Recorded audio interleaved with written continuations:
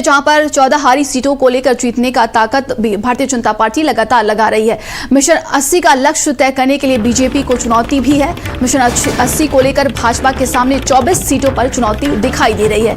20,000 से कम वोटों से हुई थी 10 सीटों पर भारतीय जनता पार्टी की जीत। मेरठ, मुजफ्फरनगर, बागपत में हार जीत का अंतर कम था। सुल्तानपुर, चंदौली जिले में हार जीत का अंतर कम था। कन्नौज, बदायूं सीटों पर हार जीत का अंतर बेहद ही कम था। और वहीं 2019 में हारी हुई 14 लोकसभा सीटों को लेकर भारतीय जनता पार्टी अब जीतने के लक्ष्य की ओर लगातार रणनीति बना रही है।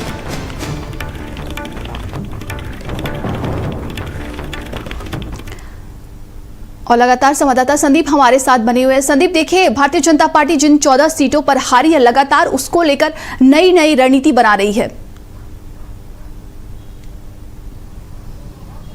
देखिए, बिल्कुल नंदिनी, कोई दो राय नहीं है कि भारतीय जनता पार्टी हर एक सीट पर इस बार फूंक फूंक के कदम रख रही है। उसके लिए चाहे उसको दिग्गजों की अगर कुर्बानी भी देनी पड़ेगी तो उसमें गुरेज नहीं करेगी।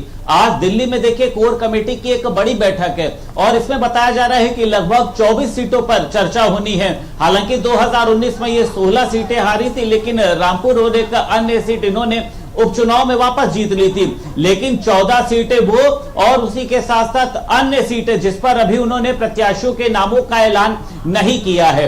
भारतीय जनता पार्टी इन पर देखिए फोकस उन सीटों पर कर रही जहां पर बेहद ही कम वोटों से भारतीय जनता पार्टी के प्रत्याशी जीते थे।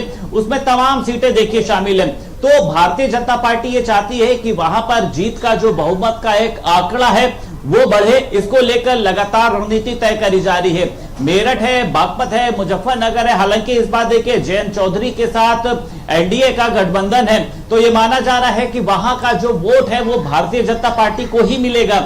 लेकिन रणनीति देखिए लगातार बरकरार है। कई लोगों का देखिए टिकट भी काटा जाएगा। कई नए नामों पर भारतीय जनता पार्टी इस बार दौड़ लगाने में है और उसी के साथ साथ इन 24 सीटों को लेकर लगातार भारतीय जनता पार्टी अपना फोकस करी और आज कोर कमेटी की बैठक में भी इस पर एक पूरी रणनीति तैयार की जाएगी। जी, तमाम जानकारी के लिए बहुत बहुत धन्यवाद आपका।